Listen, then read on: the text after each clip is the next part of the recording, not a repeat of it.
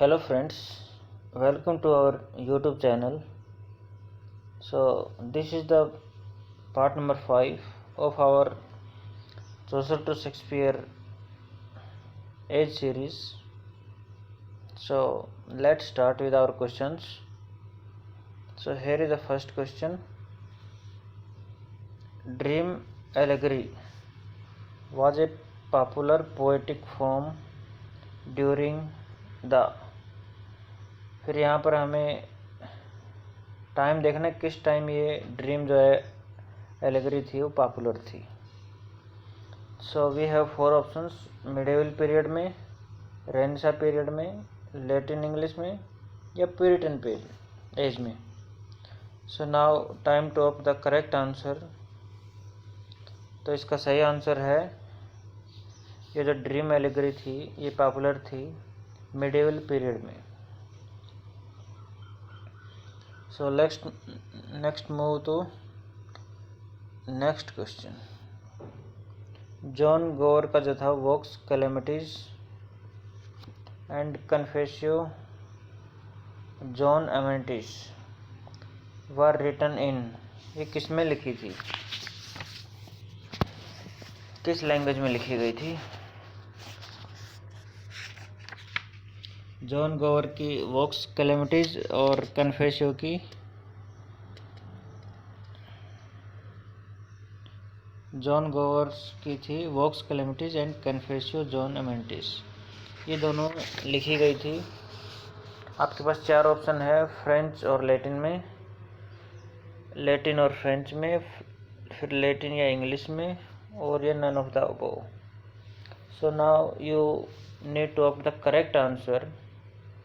इसका सही आंसर है ये लिखी गई थी लैटिन और इंग्लिश में. सो नेक्स्ट क्वेश्चन है, who translated the Bible into English. कह रहा है कि किसने बाइबल को इंग्लिश में ट्रांसलेट किया. तो आपके पास 4 ऑप्शन है, जॉन गोवर, विलियम लैंगलैंड, वाइक्लिफ और चौसर. सो अभी आपको राइट आंसर चुनना है. तो जो बाइबल है उसको इंग्लिश में ट्रांसलेट किया, ये किया वाइक्लिफ ने. So Wycliffe is the right answer. Next question है, what does the word Lollard means. ये जो वर्ड है लोलार्ड, इसका मतलब क्या है. 4 ऑप्शन है, प्रीस्ट्स, पीजेंट्स, रबल और मम्बलिंग ऑफ प्रेयर्स. तो इसका जो राइट आंसर है वो है mumbling of prayers. Next question है, who is the author of Piers the Ploughman. इसका ऑथर कौन है. आपके पास 4 ऑप्शन है, लैडगेट, हेनरिसन, जॉन गोवर और William Langland. So now think about the right answer. So the right answer is William Langland. Next question है, who among the following is called the morning star of reformation.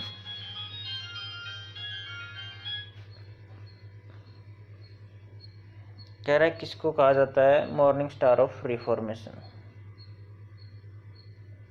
4 option आपके पास, Calvin, Bacon, Luther और Wycliffe. सो आप just think about the right answer. What is the right answer.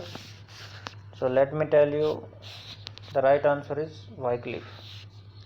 तो Wycliffe को कहा जाता है the morning star of the reformation. Next, now move to the next question. Langland की जो पियर्स द प्लोमैन है, ये जो स्टायर है ये किस पे बेस्ड है. आपके पास 4 ऑप्शन है, अरिस्टोक्रेसी, पीजेंट्स रिवोल्ट, क्लर्जी और लास्ट है सोसाइटी. किस पे ये बेस्ट है। तो इसका राइट आंसर है, ये बेस्ट है क्लर्जी पे,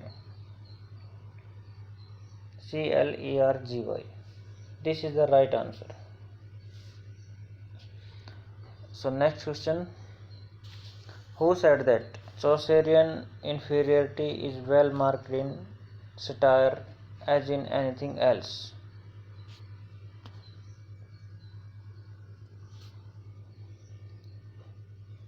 फोर ऑप्शंस, सेंट्सबरी ने, ह्यूज वाकर ने, AC वार्ड ने और ड्राइडन ने। तो इसका सही आंसर है, ये वर्ड्स कहे थे ह्यूज वाकर ने, that Chaucerian's inferiority is well marked in satire as in anything else. So the right answer is Hugh Walker. Next question है, in Chaucer's character, who is shown to be in love for gold? किस character ने दर्शाया कि वो gold के प्रति ज़्यादा प्रेम दिखाता है? So four options are here, the monk, the merchant, the doctor of physic, man of law. So इनमें से वो कौन सा करेक्टर है? So the right answer is doctor of physic. This is the right answer. This is the character who is shown to be in love for gold. So let's move to the next question. Who called Chaucer the well of English undefiled? मतलब किसने चौसर को कहा the well of English undefiled? Four option है आपके पास, Spencer, Arnold, Sydney और Elliot. So just think about the right answer. So the right answer is Spencer.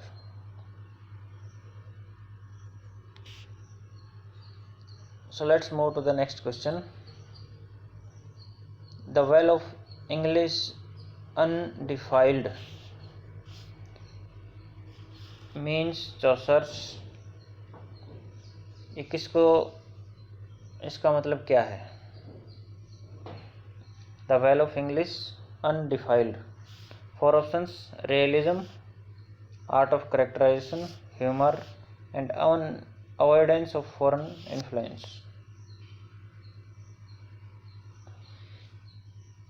So the right answer is the well of English undefiled means Chaucer's avoidance of foreign influence. So the next question, William Blake said that their traits are universal, their alignments are of universal human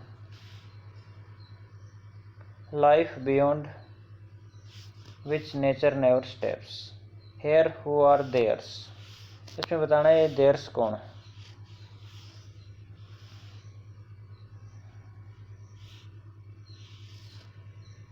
यहाँ में बताना who are theirs. This is life.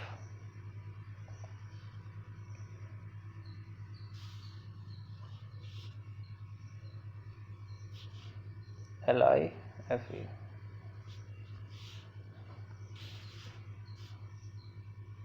So here we have four options: English Chaucerian, Scottish Chaucerian, Chaucer's Chaucerian or Lollards. So the correct answer is Chaucer Chaucerian.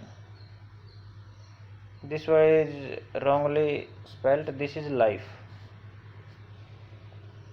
So the next question, in 1388 1388 में Wycliffe translation of Bible was revised by किसने इसको revise किया? 4 option आपके पास, चौसर, John पूर्वे, वलगेट और John ट्रेविसा।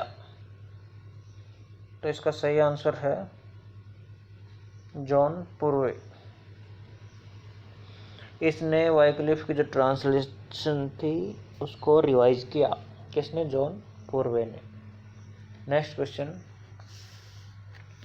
Which poem celebrates the betrothal of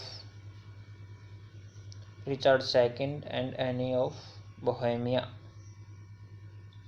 4 option आपके पास, Book of Duchess, Parliament of Fowls, House of Fame, Fairy Queen. इसका right answer है the Parliament of fowls.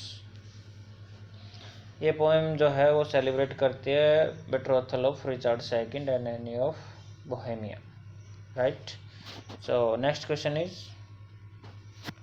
The Thrissil and the Rois celebrates the marriage of James IV to Margaret Tudor. Who wrote this allegory? इस allegory को किसने लिखा है?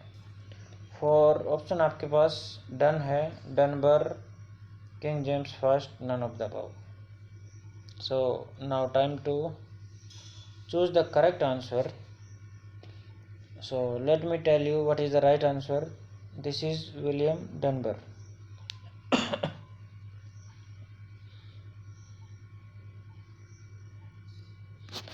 So for this video, now it comes to an end. So friends, if you like this video, just click on the like button below this video and then share this video to your friends and colleagues, and most important thing, just subscribe our channel so that you can watch or get all the videos that I am going to post through this channel. So thank you friends, thank you for watching.